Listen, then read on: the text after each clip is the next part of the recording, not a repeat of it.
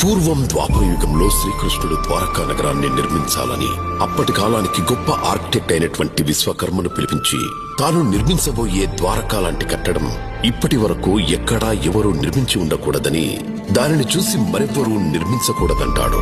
కాని తర్వాత తరాల వారికి ద్వారకా ఒక గొప్ప కట్టడ నగరంగా తెలియజేయాలని భావిస్తున్నట్టు విశ్వకర్మతో చెప్తాడు. అందుకు అంగీకరించిన విశ్వకర్మ కృష్ణుడితో ఇలా అంటాడు: బ్రహ్మదేవుడి దగ్గర 3 కళలు ఉంటాయి. అందులోంచి ఒకటి గనక తనకు తెచ్చిస్తే దాంతో ఒక గ్రంథంలో ఈ రహస్యాలన్నీ భద్రపరుస్తాను. తరాలు మారినా రాసింది చిరిగిపోదు, యుగాలు మారినా ఆ గ్రంథం చిరిగిపోదని చెప్తాడు. అందరి తలరాతలు రాసే బ్రహ్మ దగ్గర మంచి, చెడు, ప్రేమ అనే 3 కళలు ఉంటాయి.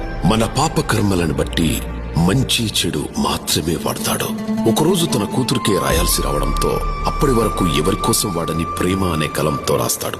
పెళ్లైన తర్వాత తన కూతురి రాత విధవగా వస్తుంది. ఎన్నిసార్లు రాసినా అదే వస్తుంది, కాని మారదు. దానికి కోపంతో ఊగిపోయిన బ్రహ్మ ఆ కలాన్ని విసిరి కొడతాడు. కృష్ణుడు దానిని తెచ్చి విశ్వకర్మకు అందిస్తాడు. తన పని ముగించిన విశ్వకర్మ ఈ గ్రంథం జాగ్రత్తగా ఉన్నన్ని రోజులు ఈ కలం దానికి కాపలగా ఉంటూ జ్ఞాన నిద్రలో ఉంటుందని, ఎవరైనా వారి స్వార్థాల కోసం ఆ గ్రంథం తెరవాలని చూస్తే ఈ కలం జ్ఞాన నిద్ర నుంచి మేల్కొని వారి తలరాతలు మార్చేస్తుందని కృష్ణుడికి మాటిస్తాడు విశ్వకర్మ.